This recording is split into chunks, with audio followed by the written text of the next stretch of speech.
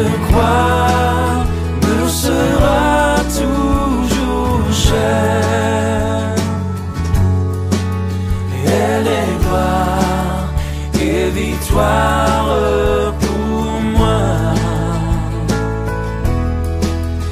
Et par elle, en la maison du Père,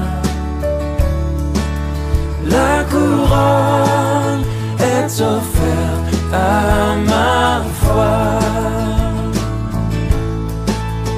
Et par elle, en la maison du Père, la couronne est offerte à ma foi.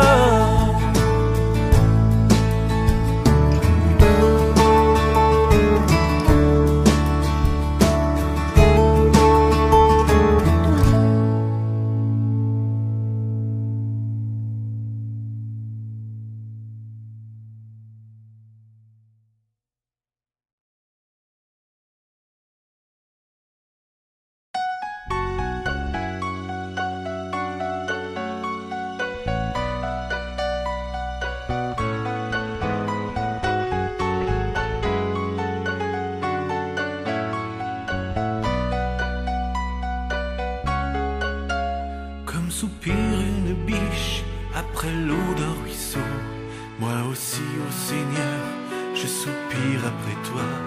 J'ai soif de toi, mon Dieu, d'être là devant toi, de venir dans ton temple, me présenter à toi, pour qu'enfin me reviennent les souvenirs d'antan, où heureux je courais vers ta maison.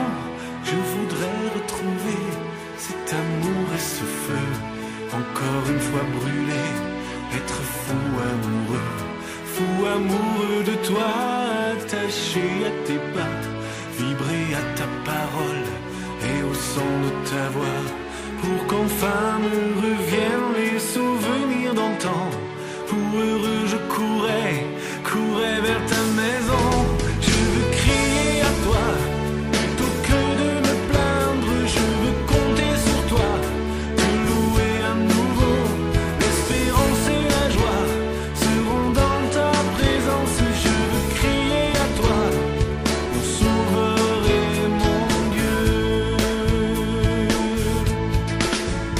Montre-moi, ô Seigneur, chaque jour ta bonté, ta grandeur et ta grâce, et moi je chanterai celui qui de ma vie est maître, celui qui m'a choisi et qui me fait renaître, pour qu'enfin me reviennent les souvenirs d'antan, où heureux je courais vers ta maison. Je veux crier à toi, plutôt que de me plaindre, je veux compter sur toi, te louer à nouveau. L'espérance et la joie seront dans ta présence. Je veux crier à toi, mon sauveur et mon Dieu.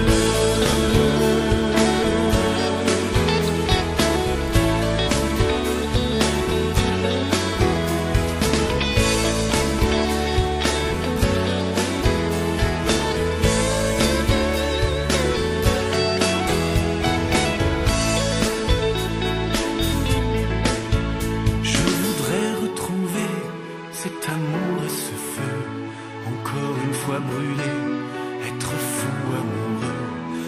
amoureux de toi, attaché à tes pas, vibrer à ta parole et au son de ta voix, pour qu'enfin me reviennent les souvenirs d'antan, où heureux je courais vers ta maison. Je veux crier à toi, plutôt que de me plaindre, je veux compter sur toi, te louer à nouveau. L'espérance et la joie seront dans ta présence. Je veux crier à toi, mon sauveur et mon Dieu. Je veux crier à toi, plutôt que de me plaindre, je veux compter sur toi, te louer à nouveau. L'espérance et la joie seront dans ta présence. Je veux crier à toi, mon sauveur et mon Dieu. Je veux crier à toi,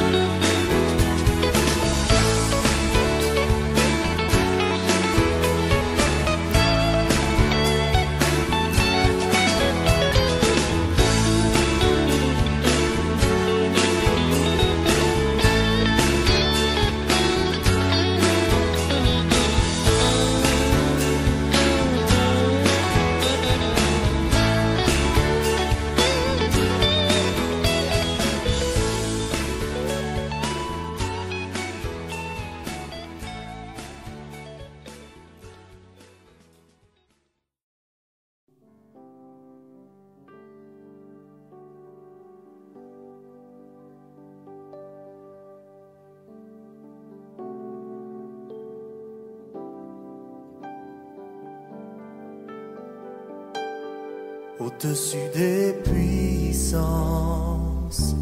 au-dessus des rois, au-dessus de la nature et de la création, au-dessus de tous les plans des hommes sages, bien avant le monde tu existais,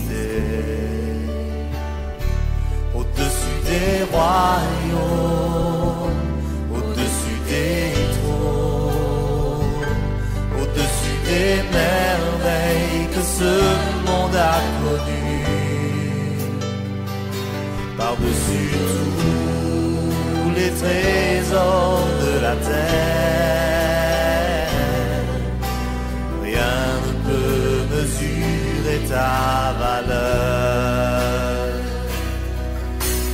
Crucifié, seul abandonné, tu as souffert, méprisé, rejeté, telle une rose foulée par nos pieds.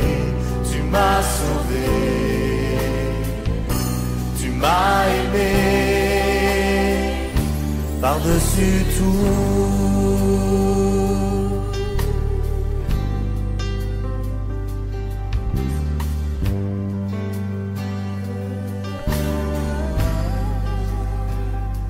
Au-dessus des puissances, au-dessus des rois, au-dessus de la nature et de la création, au-dessus de tous les plans des hommes sages, bien avant le monde tu existais, au-dessus des royaumes, au-dessus des trônes, au-dessus des merveilles que ce monde a connues, par-dessus tous les trésors de la terre, rien ne peut mesurer ta valeur. Crucifié, seul abandonné, tu as souffert, méprisé, rejeté, telle une rose foulée par nos pieds. Tu m'as sauvé, tu m'as aimé, par-dessus tout. Crucifié, seul abandonné, tu as souffert, méprisé, rejeté, telle une rose foulée par nos pieds. Tu m'as sauvé, tu m'as aimé, par-dessus tout.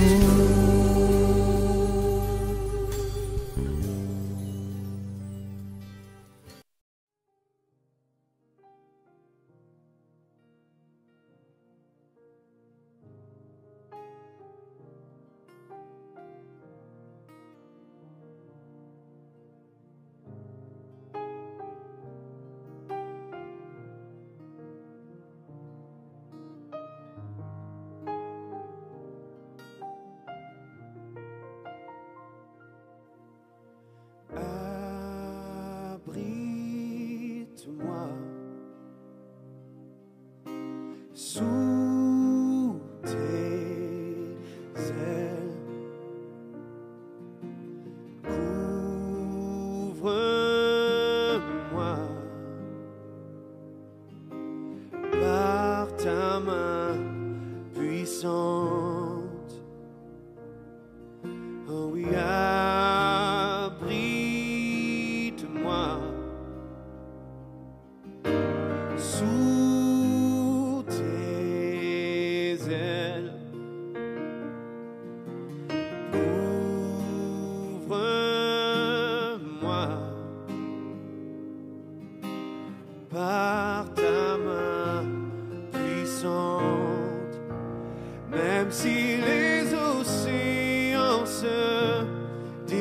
chaînes, je les traverserai avec toi.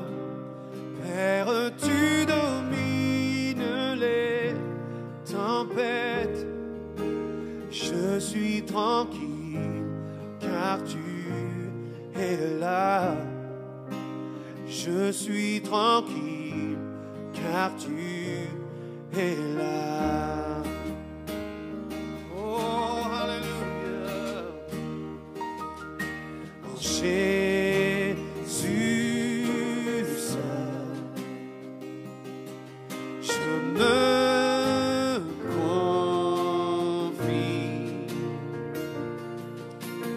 Il me donne force, calme et puissance. Même si les océans se déchaînent, je les traverserai avec toi. Père, tu domines les tempêtes. Je suis tranquille car tu es là. Je suis tranquille car tu es. Même si les océans se déchaînent, je les traverserai avec toi. Père, tu domines les tempêtes. Je suis tranquille car tu es là. Je suis tranquille car tu es là. Chantons, abrite-moi sous tes ailes, Seigneur. Alléluia. Abrite-moi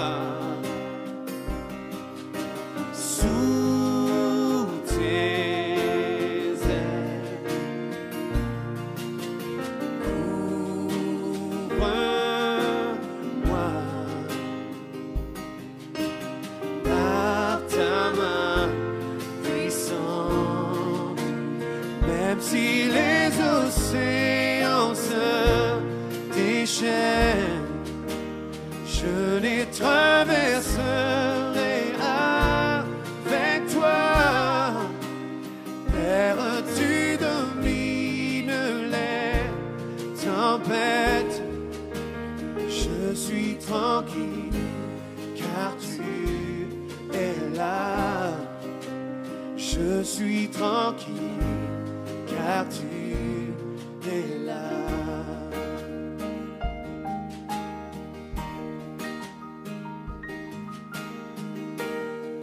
Chantons en Jésus seul. En Jésus seul,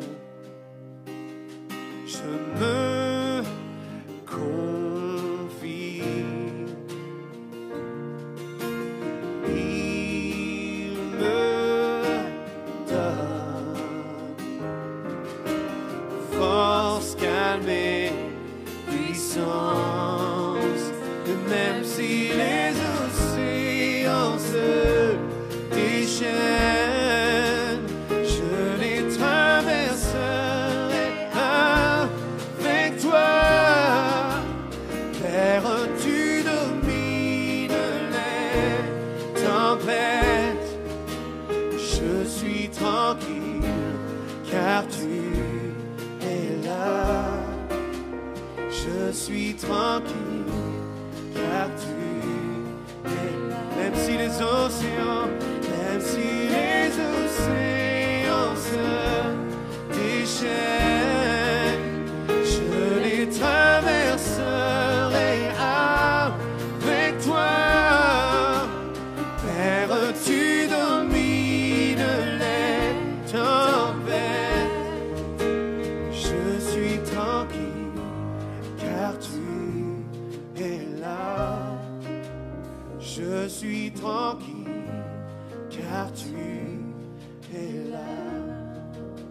Et même si les océans se déchaînent, je les traverserai avec toi.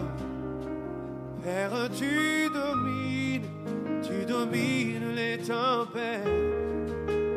Je suis tranquille car tu es là. Je suis tranquille car tu es là. Je suis tranquille car tu es là. Je suis tranquille car tu es là. Je suis tranquille, je n'ai rien à craindre, car tu es avec moi. Tu ne m'abandonnes jamais. Je suis tranquille, Seigneur. Je suis tranquille, Seigneur, car tu es là. Jamais tu ne m'abandonnes. Jamais tu ne m'abandonnes. Tu es toujours là. Alléluia.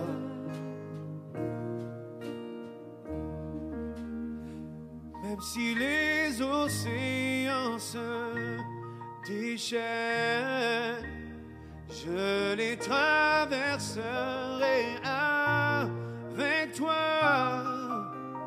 Père, tu domines les tempêtes. Je suis tranquille, car tu es là. Je suis tranquille, car tu es là. Merci Jésus.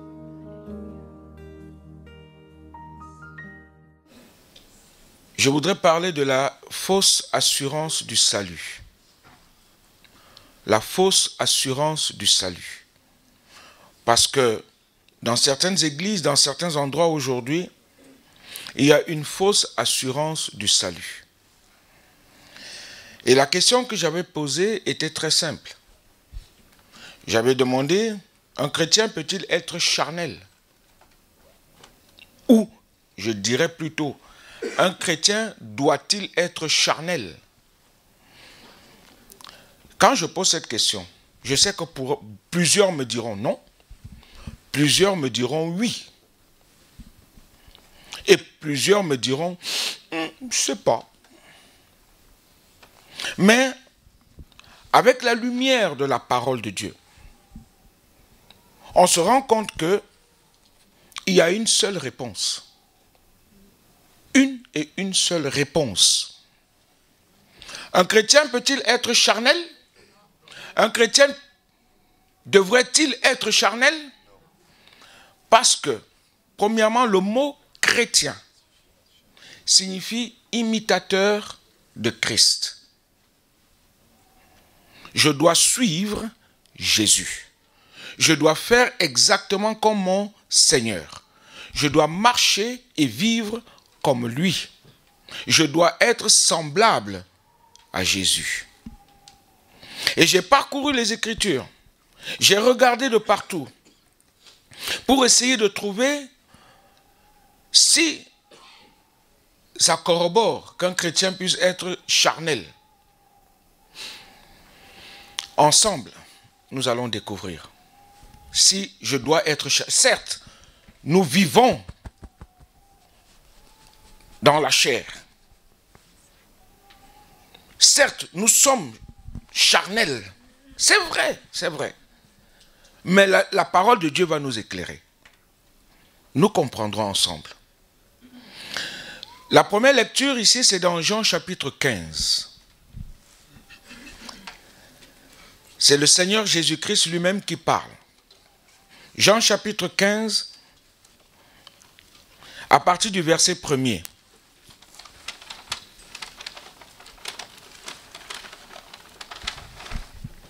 Voici ce qui est écrit dans la parole de Dieu.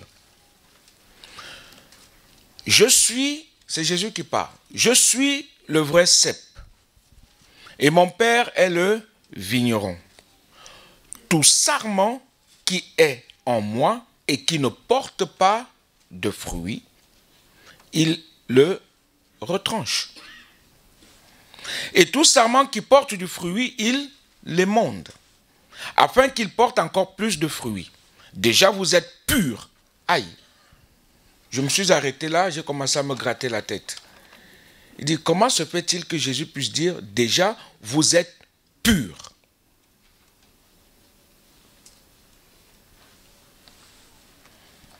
À cause de la parole que je vous ai annoncée. Demeurez en moi, et je demeurerai en vous. Comme le sarment ne peut de lui-même porter du fruit s'il ne demeure attaché au cep. Ainsi vous ne le pouvez non plus si vous ne demeurez en moi. Je suis le cep, vous êtes les sarments. Celui qui demeure en moi et en qui je demeure porte beaucoup de fruits, car sans moi, vous ne pouvez rien faire. Le verset 6 dit, « Si quelqu'un ne demeure pas en moi, si quelqu'un ne demeure pas en moi, il est jeté dehors, comme le sarment, et il sèche. Puis on ramasse les sarments, on les jette au feu, et ils brûlent. Si vous demeurez en moi, et que mes paroles demeurent en vous, demandez ce que vous voudrez, et cela vous sera accordé. Amen. Prions le Seigneur avant d'aller plus loin. Père Céleste, nous te bénissons encore ce matin. C'est toi qui nous réunis dans ces lieux pour reconnaître que sans toi, nous ne sommes rien et nous ne pouvons rien. Nous avons tous besoin de toi, qui que nous soyons. Nous voulons réellement vivre en toi, par toi et pour toi seul. Alors ce matin, Seigneur, viens encore nous parler. Viens encore nous corriger, nous redresser, afin que nous soyons meilleurs et non pires. Nous voulons serrer ta parole dans notre cœur, afin de ne point pécher contre toi. Viens donc, Seigneur, au secours de notre incrédulité une fois de plus, afin que nous sachions saisir ta main, marcher et vivre par l'Esprit de Dieu, par la foi en toi seul, Jésus. Amen. Jésus dit, si quelqu'un ne demeure uni en moi, à moi, la version Louis II révisée, si quelqu'un ne demeure pas uni à moi, on le jette hors du vignoble comme les sarments coupés. Ils dessèchent, puis on les ramasse, on met le feu et ils brûlent. Luc chapitre 6, verset 46 dit, « Pourquoi m'appelez-vous Seigneur, Seigneur, et ne faites-vous pas ce que la volonté du Père, quoi, en fait. Pourquoi m'appelez-vous Seigneur, Seigneur? » Luc 13, verset 25 dit, « Ceux qui me disent Seigneur, Seigneur, n'entreront pas ou n'hériteront pas, dans d'autres versions, le royaume des cieux. »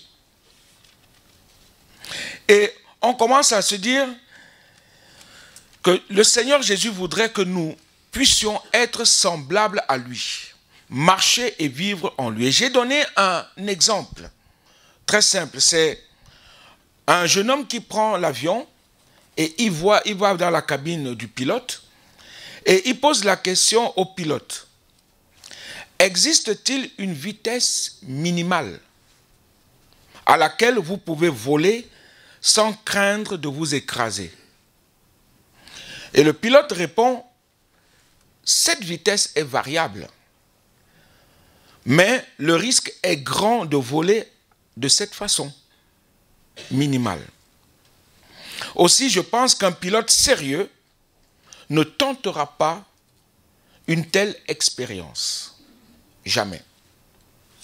Et j'ai parlé ainsi, et mardi, il y avait Il y a une sœur qui travaille comme hôtesse de l'air, je lui ai posé la question, elle a dit c'est vrai, c'est pas facile. Et il peut en être ainsi pour nous, en tant que qui sommes chrétiens. Il peut en être ainsi.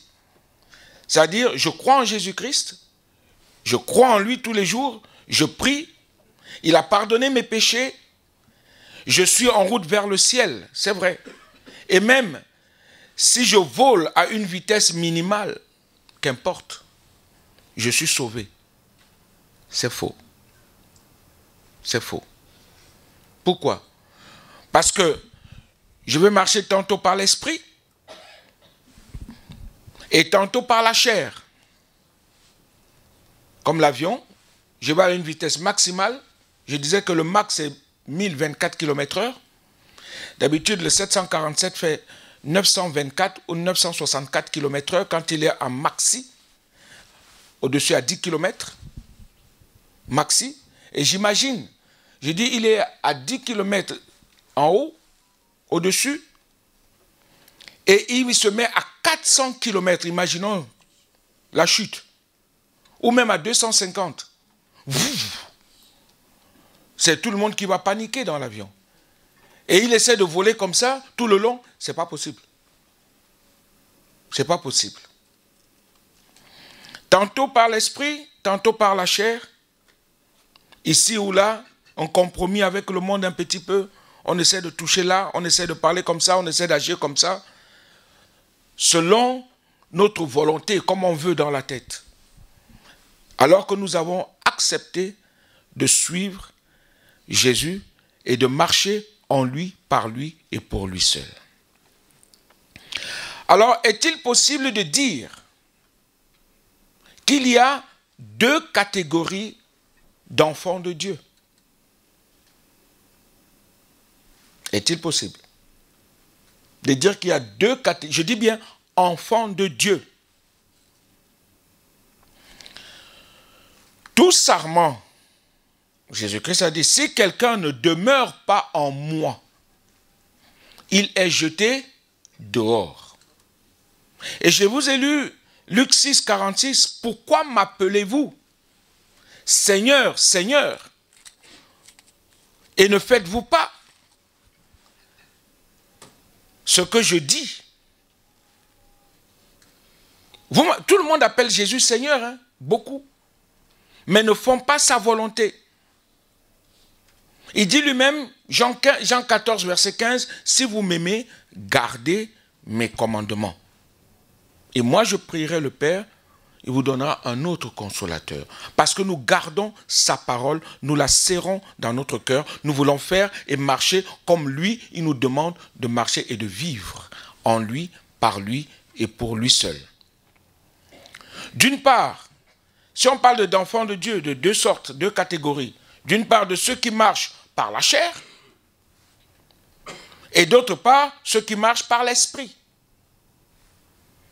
N'est-ce pas là une contradiction évidente?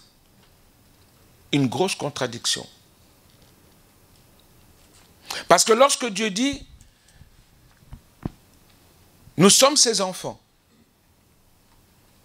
nous qui sommes parents, la plupart d'entre nous, nous sommes parents ici, nous désirerons que nos enfants fassent comme nous leur commandons ou demandons. N'est-ce pas? Si mon enfant ne m'écoute pas, ne me parle pas, n'agit pas comme nous voulons, des fois, il y a quelque chose qui sépare. Et ça crée souvent des problèmes. Avec Dieu, nous voulons que Dieu nous aime. Dieu aime tout le monde. La Bible déclare que Dieu a tant aimé le monde, c'est vrai. Mais dans ce monde qu'il a créé, il y a des personnes qui viennent à lui et qui disent, Seigneur, je te reconnais comme mon Père, comme mon Seigneur, comme mon Dieu. Et je veux vivre, je veux marcher comme toi, tu me commandes. Et non comme je le désire. Et Dieu te dit alors une première parole. Aime ton prochain comme toi-même. Là, tu commences à tanguer un petit peu. Tu dis, Père, C'est pas normal. Comment je peux aimer quelqu'un qui n'est pas aimable? Dieu dit oui, moi j'aime, je t'aime. Tu n'es pas aimable, mais je t'aime. Oui ou non? Amen. Nous ne sommes point aimables devant Dieu. Parce que tous nous venons devant Dieu avec des pensées horribles. Et nous avons des pensées qui n'honorent pas Dieu. Mais nous venons à lui et nous nous plaçons devant lui. Nous nous humilions devant lui. Nous disons, Seigneur, je t'aime. Mais il regarde ton cœur, il dit, malgré tout, je t'aime. Malgré tout, je t'aime. Et Dieu dit, aime donc ton prochain comme moi, ton Père. Tu m'as choisi comme ton Père. Je t'aime. On continue. Quelle tristesse serait d'arriver un jour devant les portes du ciel pour entendre dire, je ne vous ai jamais connu. Si vous lisez Matthieu chapitre 7, verset 21, à partir du verset 21, il ne dit pas, il dit, j'aime bien parce qu'il dit, je ne vous ai jamais, il dit, je ne te connais pas, il ne dit pas, je ne te connais pas. Je ne t'ai jamais connu, il dit, je ne vous ai jamais, quand bien même vous m'avez appelé Seigneur, Seigneur, quand bien même vous avez fait des choses en mon nom, mais je ne vous ai jamais connu. Jamais. Jamais. C'est-à-dire, je me suis débattu, j'ai prêché, j'ai prophétisé, j'ai tout fait, mais Dieu me dit, je ne t'ai jamais connu. Aïe.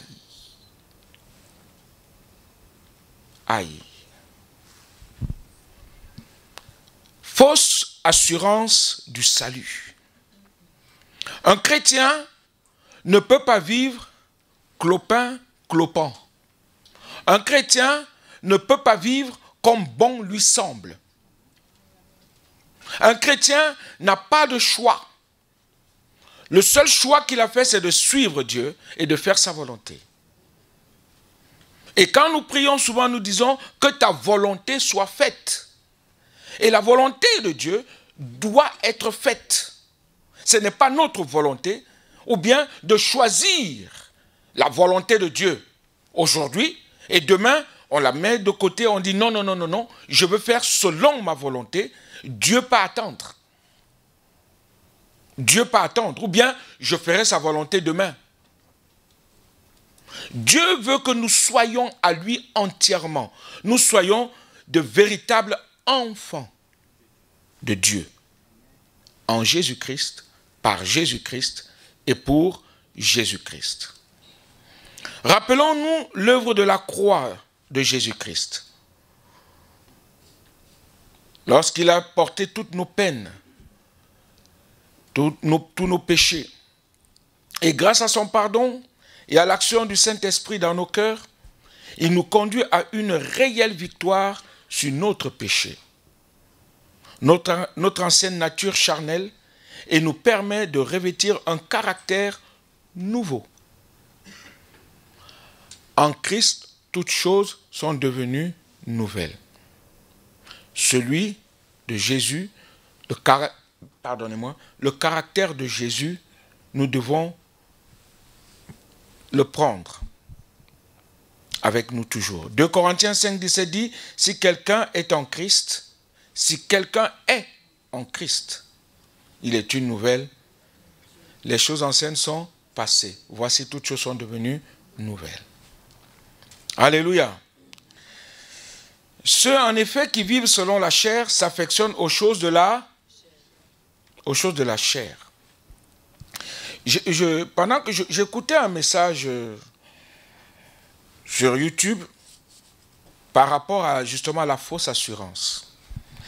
Et j'ai écouté un monsieur qui disait que un chrétien a droit d'être charnel parce qu'il vit dans la chair. Et il a pris Romains chapitre 7 pour essayer d'expliquer Romains 7, parce que l'apôtre Paul dit, je fais ce que je ne veux pas Et ce que je veux faire, il essaie d'expliquer ça à sa manière. Et dans ma tête, j'ai dit, mais ce monsieur, il prend un verset, il le sort de son contexte pour essayer de l'expliquer. Il oublie que c'est une lettre. C'est une lettre que Paul a écrite. Donc normalement, il n'y a pas de chapitre 7, chapitre 8, chapitre 9, chapitre 10, non. C'est une lettre, il y a une suite. Pourquoi ne lit-il pas le chapitre 8 de Romains, pardon. Il prend un chapitre 7, Romains 7, et il laisse Romains 8. J'ai dit, mais continue la lecture et tu comprendras ce que l'apôtre Paul est en train de vouloir expliquer. De nous expliquer, de comprendre qu'un chrétien ne peut pas être charnel. Parce que nous avons une nouvelle nature en nous et cette nature doit être la nature de Dieu. Et si cette nature de Dieu est en nous, ça veut dire que toute notre vie devrait glorifier Dieu. Alléluia. Et c'est ça le plus dur aujourd'hui, cette fausse assurance qu'on nous présente. Ah, j'ai le droit d'injurier. Ah, j'ai le droit de me fâcher n'importe comment. Ah, j'ai le droit de parler n'importe comment. Ah, j'ai le droit de haïr. Ah, j'ai le droit de détester. Ah, j'ai le droit de mépriser. Ah, j'ai le droit de... Dieu te dit, aime ton prochain comme toi-même. Aime ton prochain comme toi-même. Vous savez, des fois, je travaille le soir et je croise beaucoup de personnes sans abri. Et ils viennent souvent vers moi quand je baisse la vitre pour donner un petit quelque chose parce que ça me fait mal au cœur de voir des gens comme ça. Mes collègues à côté me disent, pourquoi tu ouvres la vitre? Ferme-la, laisse-le, c'est toi qui l'as fait venir ici en France. Je dis, mais mon ami, toi qui viens d'un pays africain, tu oses parler comme ça? Parce qu'il n'a pas d'amour. Il dit, oh, tu parles comme ça. Il prend l'argent, mais tiens. Il dit, ce que tu as donné ne sert à rien. Tu as donné, mais ça ne sert à rien. Parce que tu as donné avec un mauvais cœur. Tu as donné avec des mauvaises pensées. Tu peux accueillir du monde chez toi. Mais la façon et la manière dont tu accueilles du monde chez toi doit être quelque chose de correct.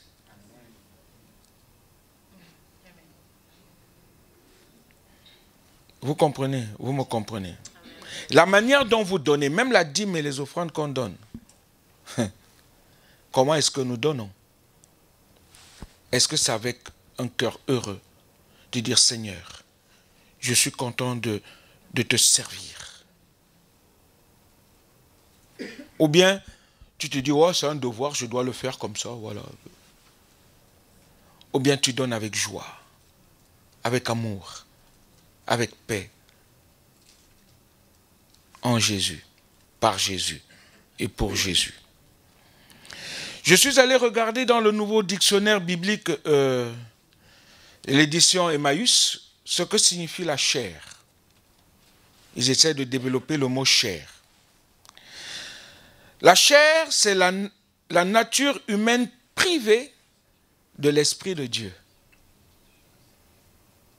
La nature humaine privée de l'Esprit de Dieu, dominée par les appétits qui asservissent les facultés intellectuelles, les sentiments, la volonté et aussi du corps.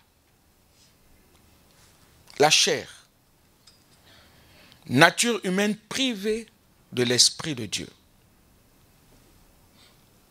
Ceux qui sont à Christ ont crucifié la chair avec ses passions et ses désirs. Galates chapitre 5, verset 24. Ceux qui sont à Christ ont crucifié. Ceux qui sont à Christ. Alors la question est là. Un chrétien peut-il être donc charnel?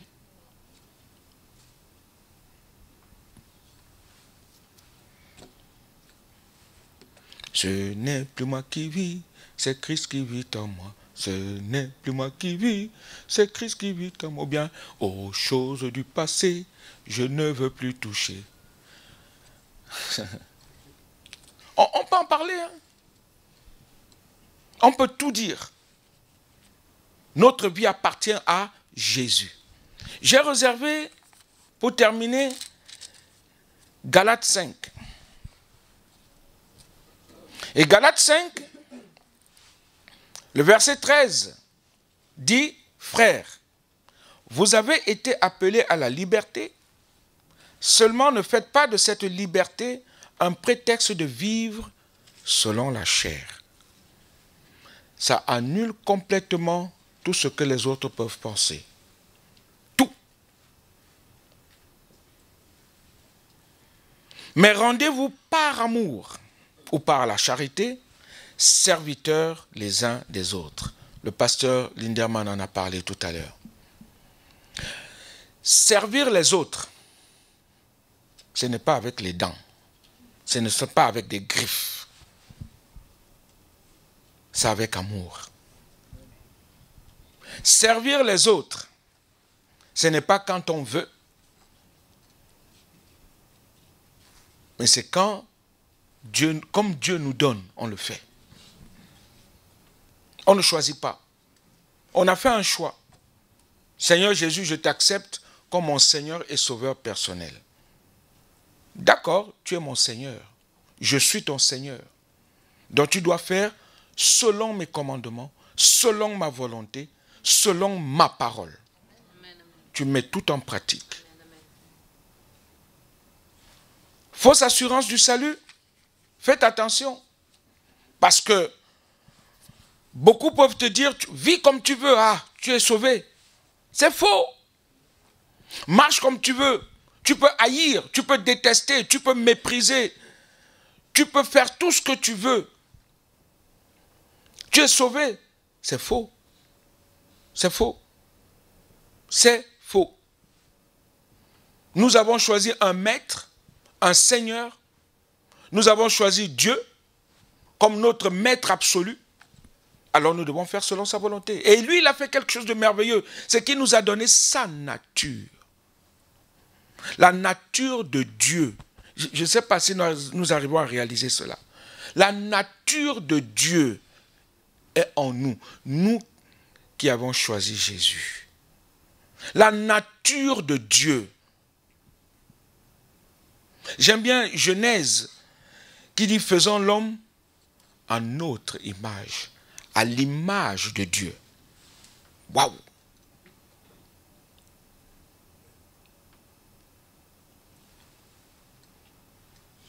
C'est pourquoi faisons attention sur tout ce que nous regardons à YouTube. Faisons très attention à tout ce que nous écoutons. Scrutons la parole de Dieu. Analysons tout ce que les gens disent. Aujourd'hui, il y a un évangile bizarre. C'est vrai, c'est beau à entendre. C'est merveilleux à entendre. C'est merveilleux à écouter. Mais c'est de la philosophie. Quand vous les écoutez, c'est de la philosophie. Et on doit faire attention. Je vous éveille ce matin pour que nous comprenions que nous avons fait un choix. Vivons comme Dieu veut que nous vivions en lui, par lui et pour lui seul. Pas comme les autres veulent qu'on vive. Pas comme nous entendons ou bien comme nous voyons, mais comme Dieu nous veut qu'on vive en lui. Et marchions par lui et pour lui seul en Jésus-Christ. Amen. Et je continue ma lecture en disant, car toute la loi est accomplie dans une seule parole. Dans celle-ci, tu aimeras ton prochain comme toi-même. Et là, je me suis arrêté, je me suis effondré. J'ai fermé ma Bible. J'ai dit, Seigneur, là, toute la loi et les prophètes, toute la loi, pour une seule parole, une seule phrase, j'aimerai mon prochain comme moi-même. Merci Jésus. Donc j'ai encore beaucoup de chemin. Hein? Depuis que je prêche là, pourquoi aujourd'hui c'est seulement là que tu me fais comprendre ça bien. On doit réfléchir. On doit beaucoup réfléchir. Ça veut dire aimer mon prochain comme moi-même. Je ne murmure pas. Je ne jalouse pas.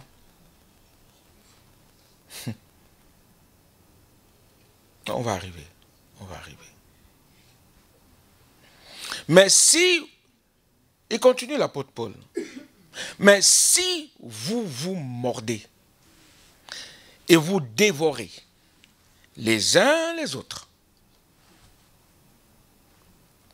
prenez garde que vous ne soyez détruits les uns par les autres.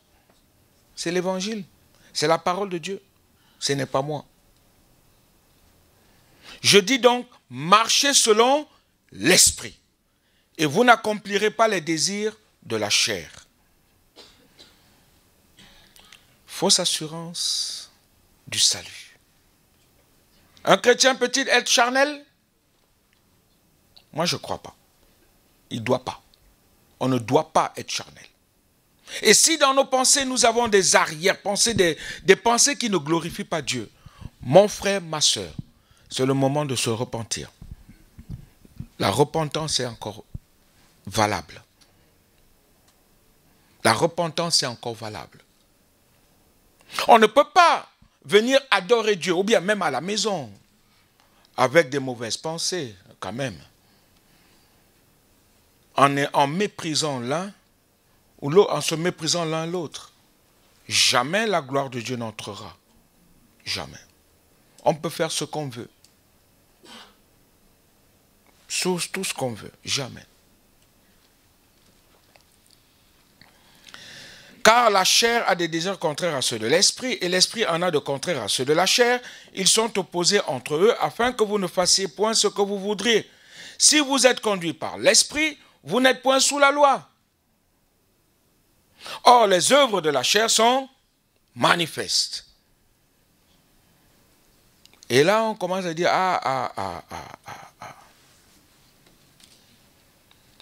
Commence par des pensées impures. J'ai essayé de développer en disant les pensées impures. L'impureté, c'est les pensées sensuelles. L'impureté, c'est les immoralités. C'est l'indécence. C'est le libertinage. C'est l'adultère, la débauche. Ensuite, on nous parle de l'adoration de faux dieux. Il le développe là, dans Galates 5. Il y a l'occultisme. Il y a les superstitions.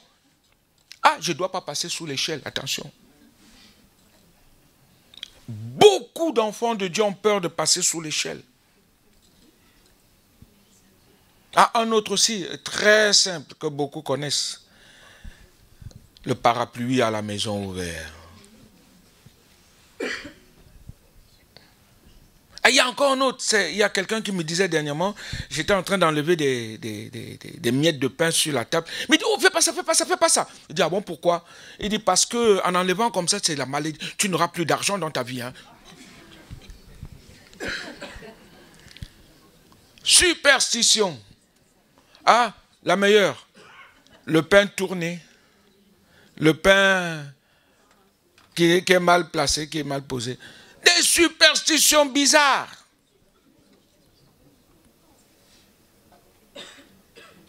Et nous acceptons toutes ces choses. En tant qu'enfants de Dieu. Les superstitions. La sorcellerie. N'oubliez pas que la sorcellerie fait partie des œuvres de la chair.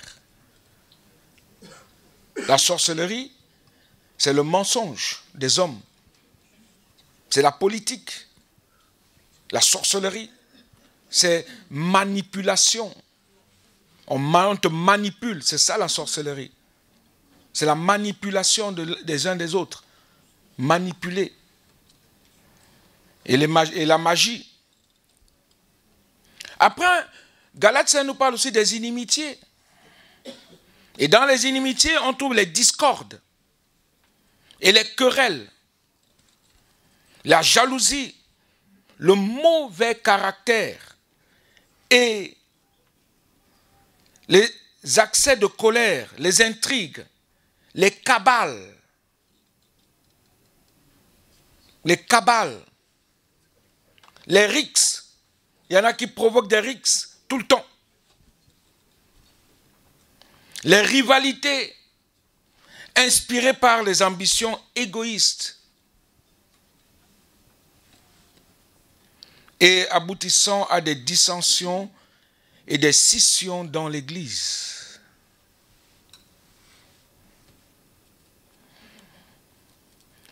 Il y a l'esprit de parti. Il y a le sentiment d'être seul dans la vérité. Je connais mieux que toi. Je suis dans la vérité. Tu crois que tu connais quoi? Tu ne sais rien du tout. Ah, tu crois que tu es mieux que qui? Ah, toi tu viens d'être... Ah, tu es... Terrible. Terrible. Ce sont les fausses doctrines et leur cortège de division qui entrent dans l'Église et on accepte ces choses. Après, on arrive dans une autre catégorie, c'est la haine. Et dans la haine, tu as l'envie. Dans l'envie, tu as l'ivrognerie. Vous savez, moi, j'ai connu un frère qui venait à l'époque avec nous ici. Tous les samedis, il était en boîte de nuit. Tous les samedis. Et le dimanche matin, il arrivait à l'église sous. Et c'est lui qui parlait en langue plus que tout le monde. Oh, bah. J'ai dit, bon, bref.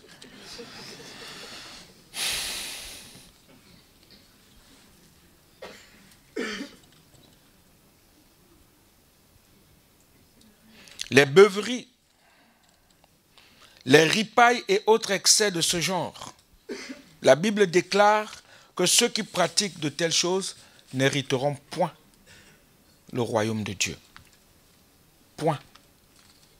Le chrétien charnel est donc celui qui confesse Jésus-Christ par sa bouche, mais qui, dans sa vie quotidienne, se laisse dominer par ses appétits naturels, marchant comme un homme privé de l'Esprit de Dieu. Et portant voilà, on va dire ça, un fruit qui est une abomination au Seigneur. Frères et sœurs, je vous donne tout cela pour que vous compreniez que nous sommes devenus une nouvelle création en Jésus-Christ. Et toute notre vie doit glorifier Dieu. La Bible est le miroir dans lequel se reflète l'image de notre cœur. Écoutons ces paroles, nous devons les écouter certainement et les garder. Certainement, beaucoup vont dire, ah, ça ne me concerne pas. Ça concerne que les autres. C'est toujours pour eux. J'ai vu un film un jour, et puis, un film nigérian, chrétien. Et puis, il y avait une dame qui était avec son mari, et pendant que le pasteur prêchait, elle faisait quoi? Preach, pasteur, preach. Parce que c'est lui. C'est lui. Et à un moment donné, et tout le temps, elle était comme amen. Amen, pasteur. Amen. C'est lui qui est comme ça même. Et son mari se tourne et dit, chérie, peut-être que moi je suis comme ça. Mais Dieu ne parle qu'à moi.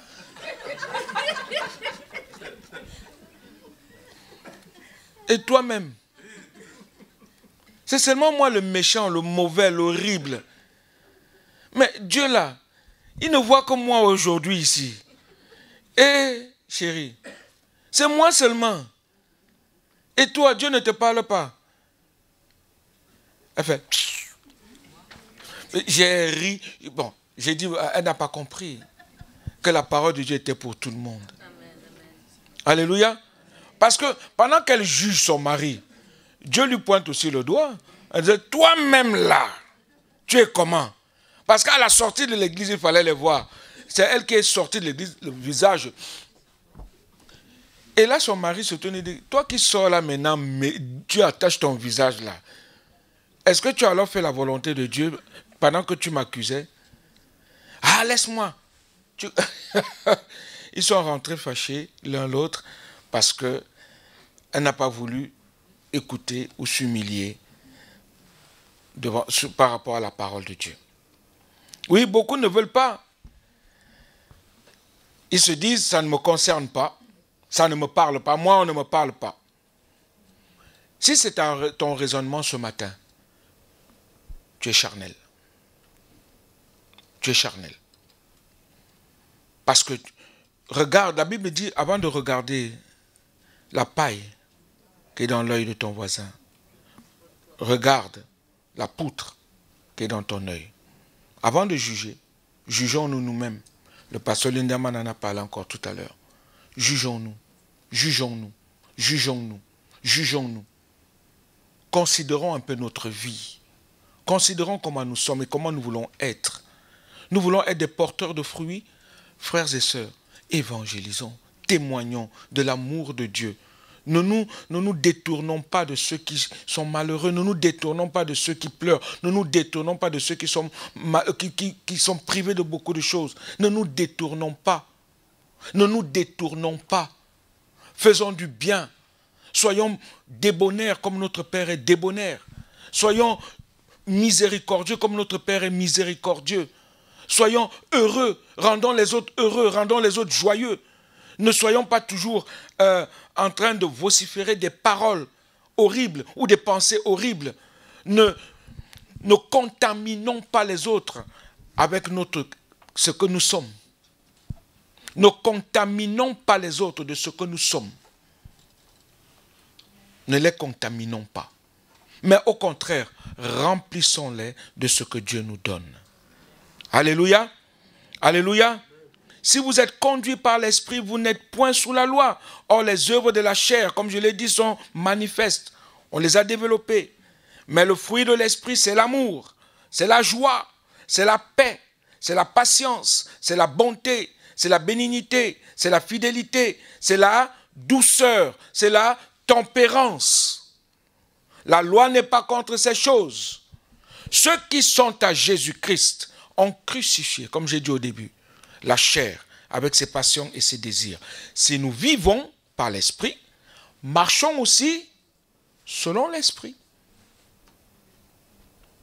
Selon l'Esprit. D'où viennent les luttes, d'où viennent les querelles, nous dit Jacques 4.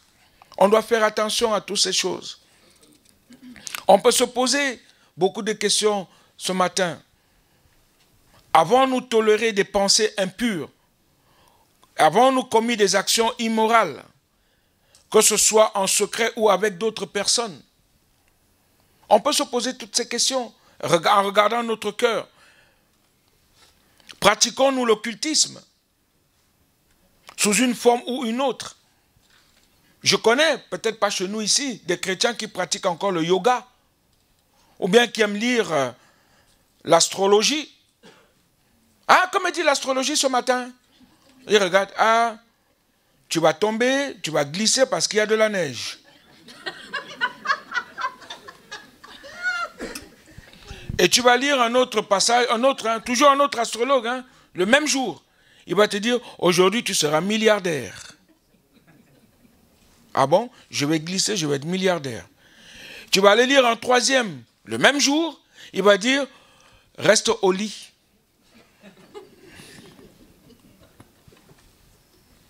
Il n'y a aucune vérité. Tous se contredisent. Ce n'est pas normal. C'est bizarre. On se rend compte des enfants de Dieu qui lisent ces choses. L'astrologie. Je me rappelle à Lyon, il y a une sœur en Christ qui m'invite chez elle. Il y avait une réunion là-bas et j'entre chez elle, je trouve un grand crucifix, un énorme crucifix juste à côté de sa porte, avec une statuette comme ça. Je dis, mais, sœur, Ah oui, c'est ma protection.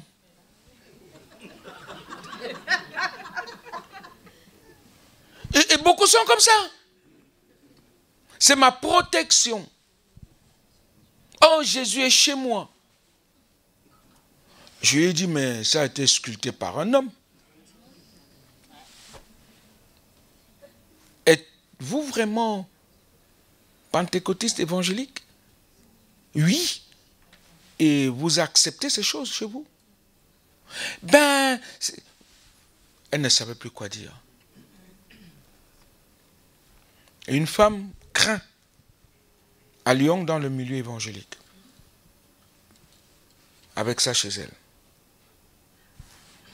Ce qui m'a fait quitter toutes ces choses-là. On doit marcher selon la parole de Dieu.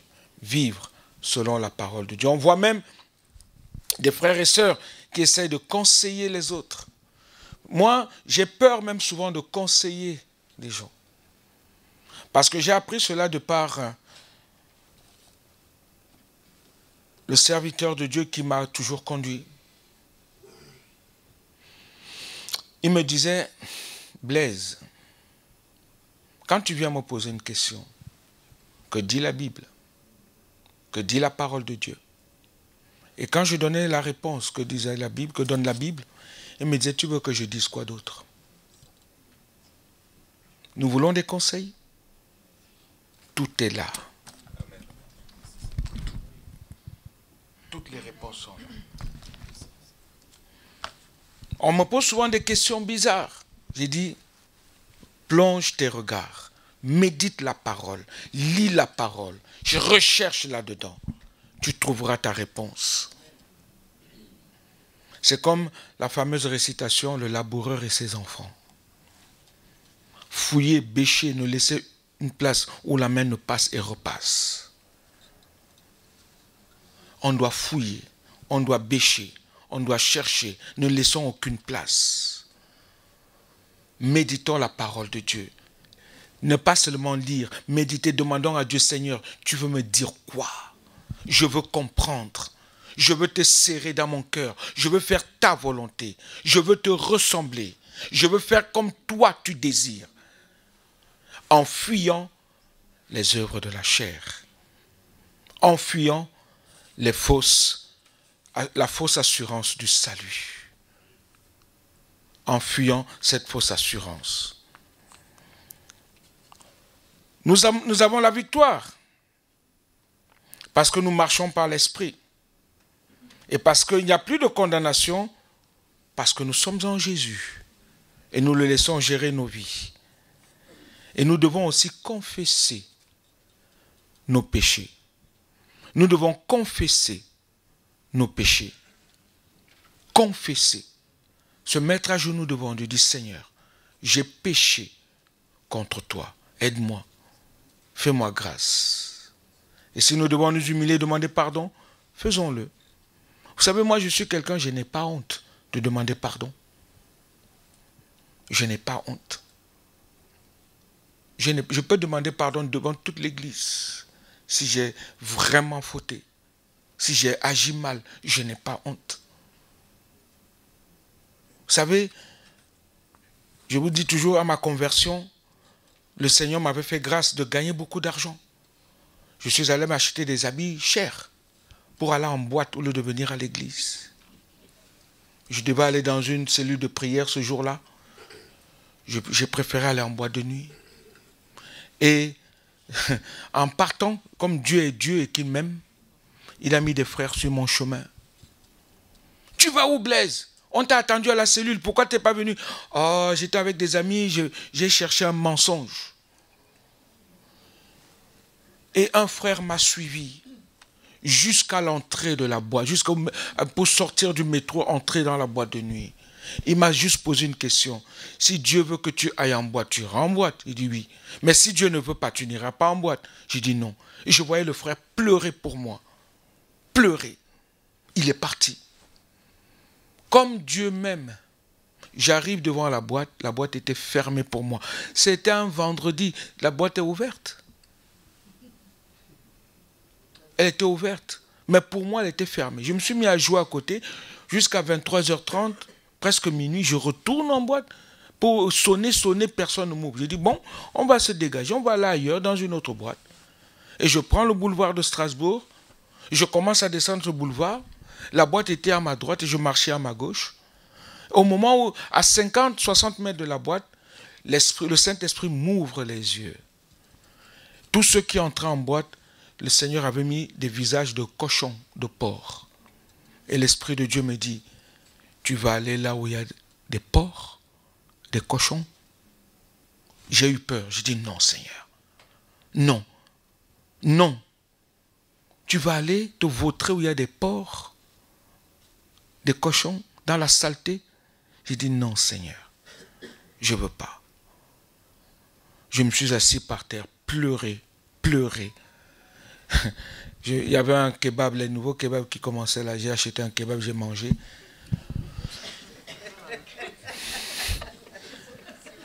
Le dimanche,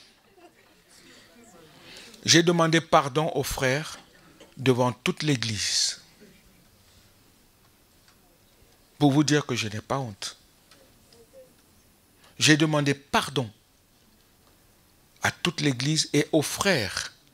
Parce que les frères m'aiment.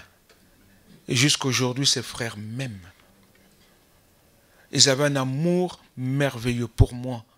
Parce que si le frère m'a suivi et qu'il m'a parlé, il m'a même ouvert la Bible, il m'a fait lire le psaume 101. Ce jour-là, il me dit, voilà ce que nous avons étudié.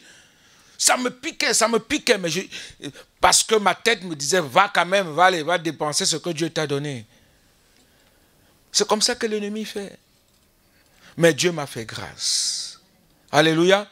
Comme il nous fait grâce encore ce matin. À ce que nous venons à lui, tel que nous sommes. Tel que nous sommes, tel que tu es. Il te dit juste, viens à moi. Parce que moi, je t'ai racheté. Viens à moi tel que tu es. Parce que moi, je t'aime. Je suis mort pour toi. J'ai donné ma vie pour toi. Je me suis offert pour toi. J'ai accepté de porter ton opprobre. J'ai accepté de porter ta malédiction. Je suis devenu maudit pour toi. Je suis devenu maudit pour toi. Je suis devenu un mort, sans vie pour toi. Moi qui suis ton Seigneur. Est-ce que nous arrivons à réaliser cela? Il dit, moi je te rachète en donnant ma vie.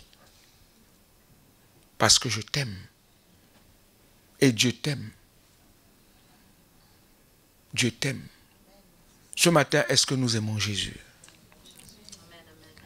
Est-ce que nous aimons Jésus? Est-ce qu'on peut lever la main? Si tu aimes Jésus ce matin, et que tu veux faire sa volonté, je t'invite à te lever. Est-ce qu'on peut se lever devant lui? Et tu lui dis, Seigneur, je veux fuir cette fausse assurance de salut. Je ne veux pas être ce chrétien charnel. Je ne veux pas être ce chrétien qui ne vit que par la chair, ou bien qui vit un temps par la chair, un temps par l'esprit, un temps par la chair, un temps par l'esprit. Je ne veux pas être ce genre de chrétien. Je veux être ce chrétien qui signifie petit Christ, imitateur de Christ. Imitateur de Christ. C'est ce que signifie chrétien. Est-ce que nous imitons Christ dans nos pensées?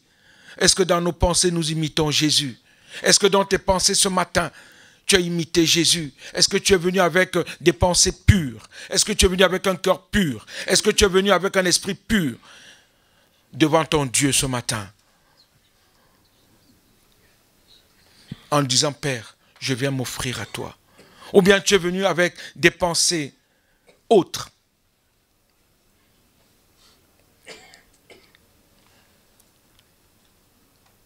À qui d'autre irions-nous? À qui d'autre remettrons-nous nos vies? Qui d'autre est capable de nous donner? La Bible dit, quiconque me dit Seigneur, Seigneur, n'entrera pas forcément dans le royaume des cieux, mais celui-là seul qui fait ma volonté, la volonté de Dieu.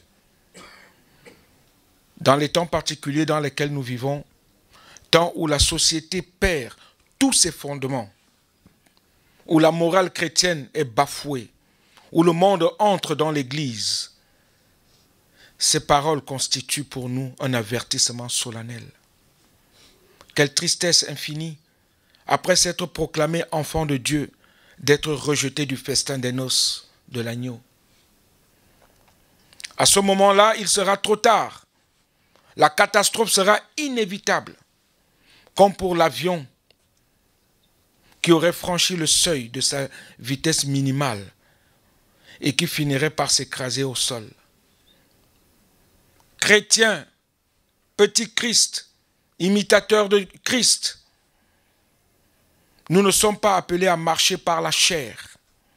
Le Seigneur Jésus nous exhorte à être spirituels et à vaincre la chair.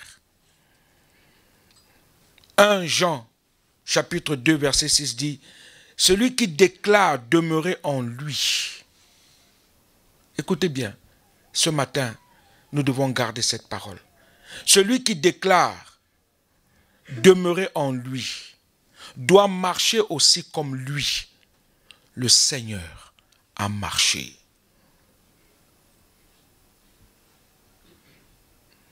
Seigneur, nous voici devant toi. Unis dans ta maison, nous avons soif. Nous avons faim.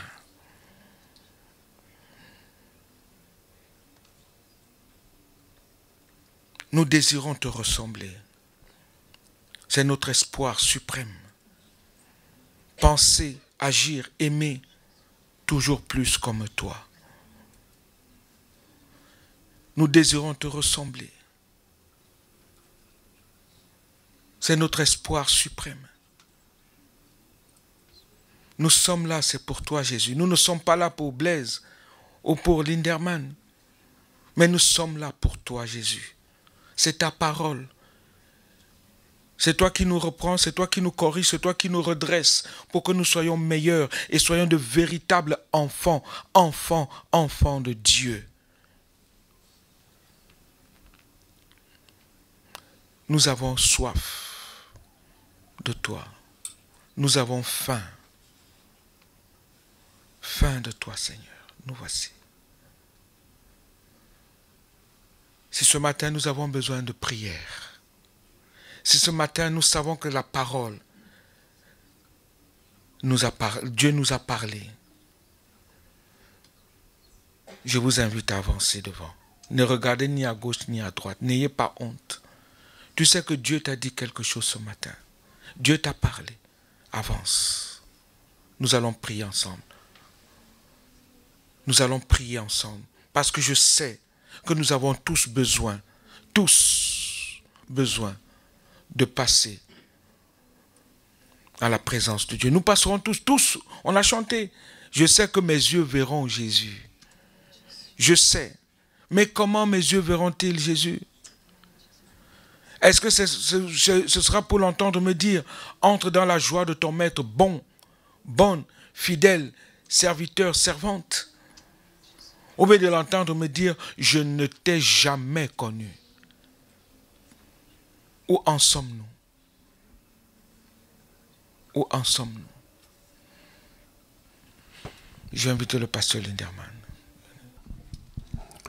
Père Céleste, nous te demandons de toucher chaque personne dans cette salle, les personnes qui se sont avancées, bénis-les particulièrement.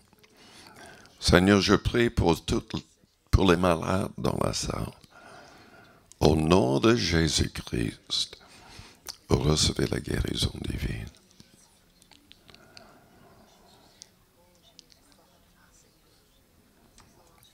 Si vous avez échoué, levez-vous au nom de Jésus-Christ.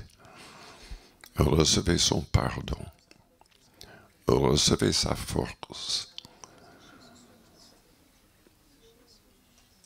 Peut-être que vous êtes là, vous n'avez jamais donné votre cœur pleinement à Jésus-Christ. Répétez cette prière après moi, que toute l'Église répète la prière pour les aider. Père Céleste, je confesse ma foi en Jésus-Christ, ton Fils. Il était sans péché. Tu l'as envoyé mourir pour mes fautes. Tu l'as ressuscité le 3e jour. Et tu as déclarer que tu sauverais toute personne qui confesserait son nom.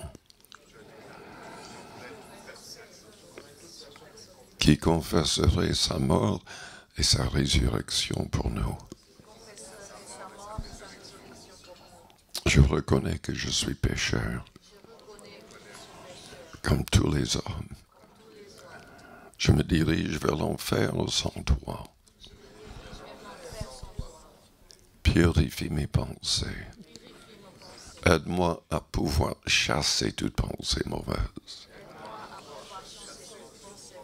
Au nom de Jésus-Christ, Seigneur, aide-moi à agir pour toi, selon tes commandements, selon tous tes commandements. Aide-moi avec mes réactions. Je renonce à la colère. Je renonce à faire le mal. Que toutes mes paroles te glorifient et édifient les autres. Je te donne mon cœur et toute ma vie. Transforme-moi à l'image de Jésus-Christ. Maintenant, priez à votre manière. Priez à votre manière. Alléluia.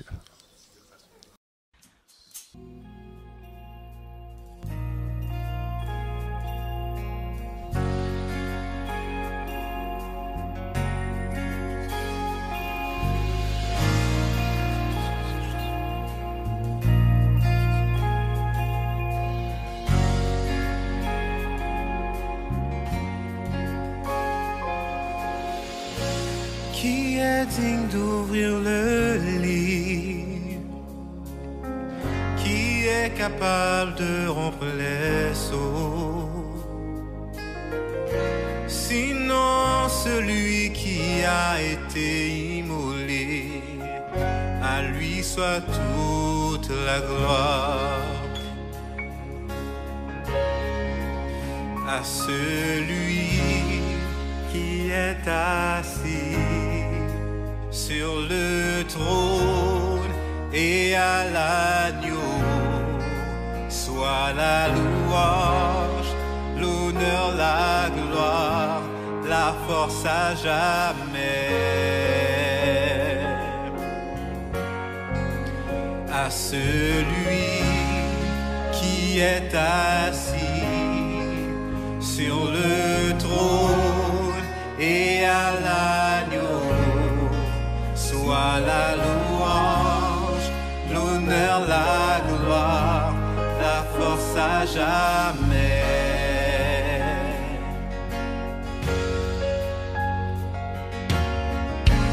Qui est digne d'ouvrir le livre? Qui est capable de rompre les sceaux? Sinon celui qui a été immolé, à lui soit toute la gloire. Qui est digne d'ouvrir le livre? Qui est capable De rompre les sceaux? Sinon Celui qui a été immolé, à lui soit à lui soit toute la gloire. et chantons à celui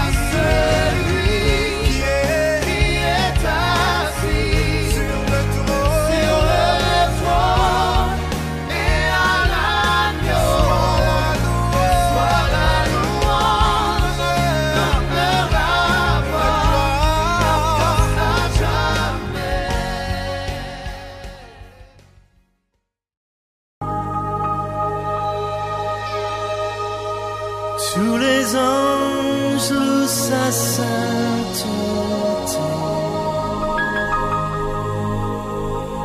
L'univers crie sa majesté. Chantons gloire et puissance, force et louange à l'agneau, à l'agneau immolé, à l'agneau, à l'agneau immolé.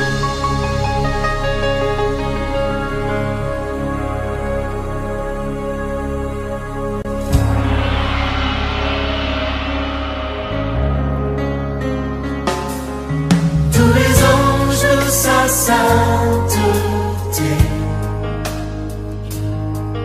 l'univers crie sa majesté. Chantons gloire et puissance, force et louange à l'agneau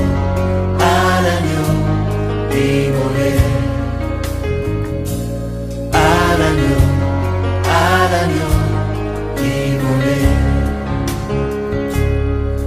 Les ténèbres ont reculé devant l'œuvre de la croix, devant l'agneau immolé et le sang versé pour moi.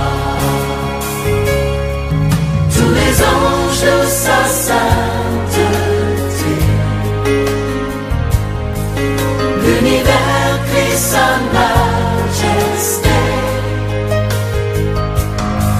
Chantons gloire et puissance, force et louange à l'agneau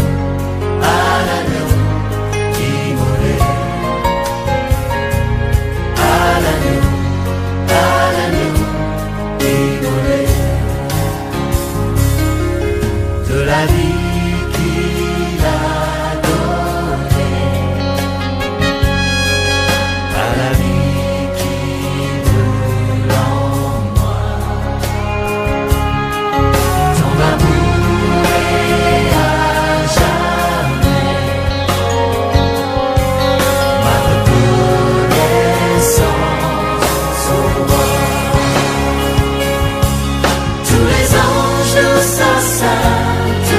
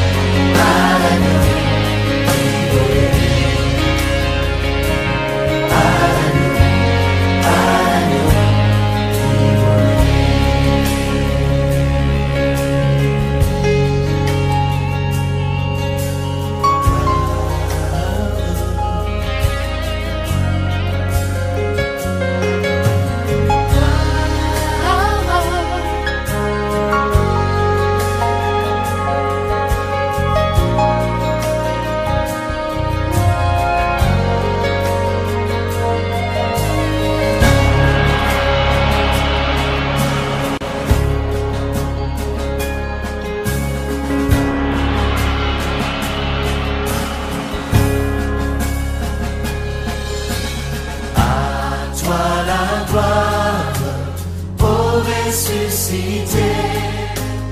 À toi la victoire pour l'éternité.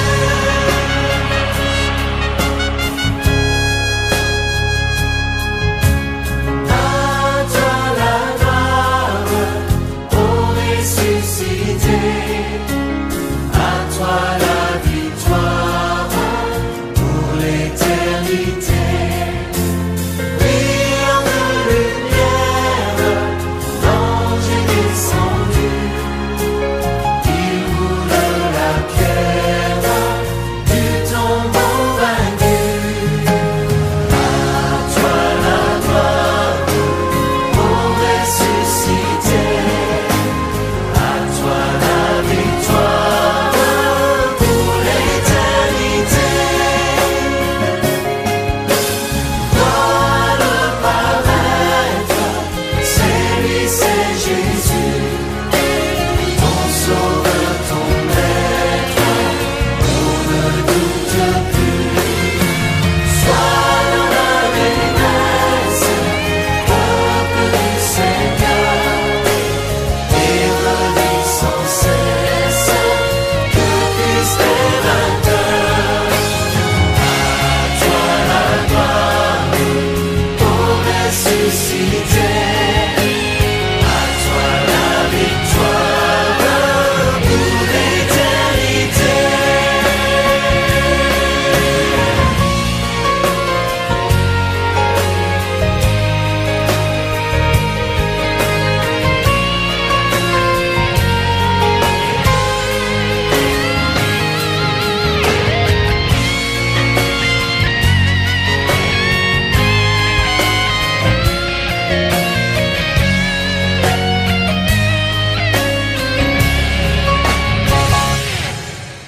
Comme j'entends, il vit à jamais.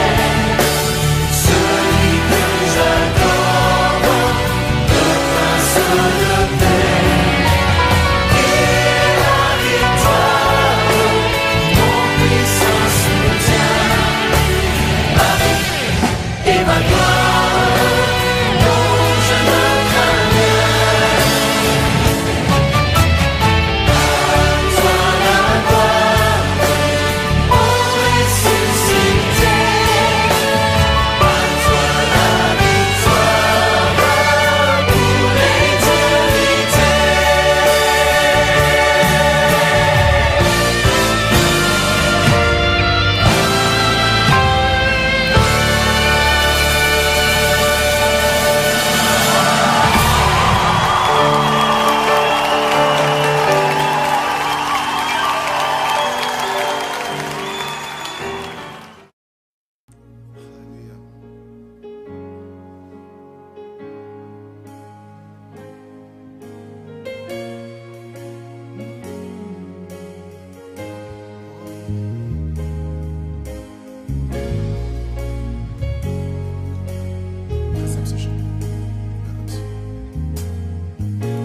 Émerveillé en ta présence,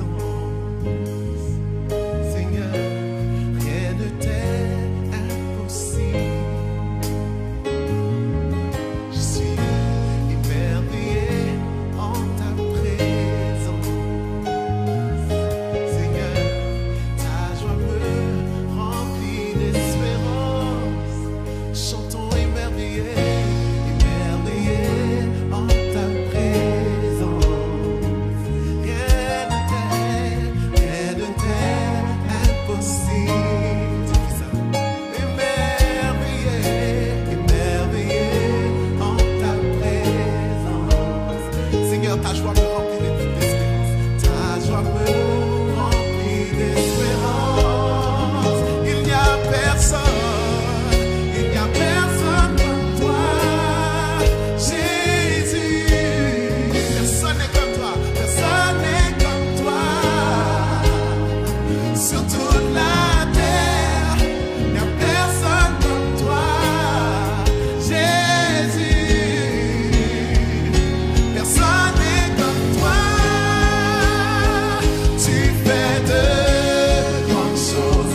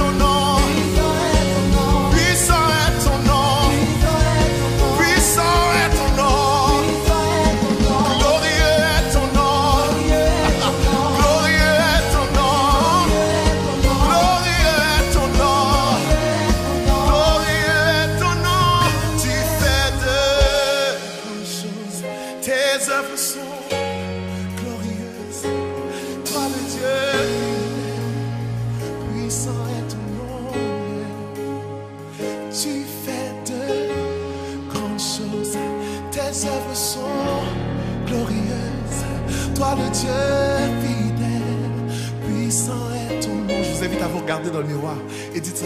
Tu fais de grandes choses, tes œuvres sont glorieuses.